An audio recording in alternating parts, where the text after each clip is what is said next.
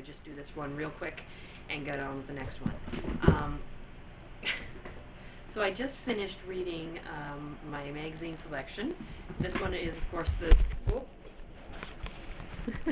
Sorry about that. That was a cat on the tree. This one, of course, was the free magazine of On the Horse. And this one was the year anniversary of On the Horse. And again, there wasn't much improvement. It's still a free magazine, so of course it's all advertising. I think there was 2 articles that were not advertising. The first one that I read that was not the advertising is the George Morris Clinic on here, and it was a good read. I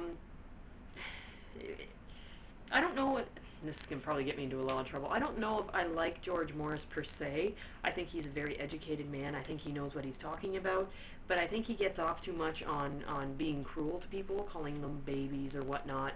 And I understand that you want to have a tough skin when you're learning new things, especially if you're going to be controlling a 1,200-pound animal. But I don't think it's necessary to really like tear people apart to get your point across.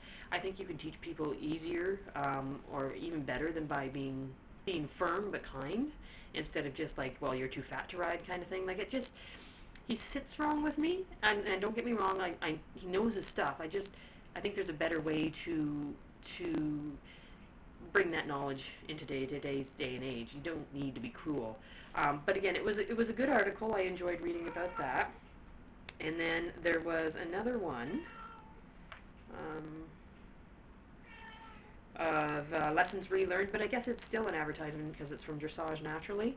But the premise on this one was all about, sometimes you need to be firm and consistent with your horse, and you don't always have to be nice. And she put in a good point. With the new wave of age going around with a natural horsemanship and working with your horse and being kind to your horse, that's all well and good, but the problem is now our pendulum is being swung the other way, and horses are now walking over their trainers because everybody wants to be nice and kind to them. The best way you can be nice and kind to them is to be consistent. So even on your easier days that you work with your horse, sure, find a nice easy exercise, but demand that consistency. Demand regular, you must pay attention to me, you must do as I ask, and you must do it efficiently and quickly, even if what I'm asking you to do is something easy. It's better doing it that way than on one day to be like, oh yeah, you can kind of walk in my space, or you can take 3 strides to do what I ask because we're having a nice easy day.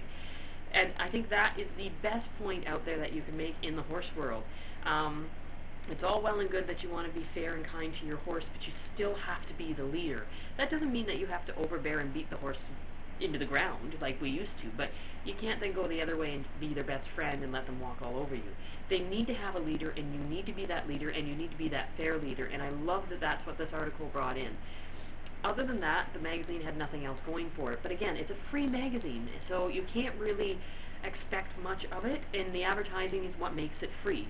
So I will take the 2 articles in this magazine that I read, and I will enjoy them, and I will put some of them to my use. But it is what it is, nothing more and nothing less. So thank you very much for listening to me, guys, and I have now finished my another chapter in my textbook, so I'm going to start reading Order of the Vespas, and we'll go from there.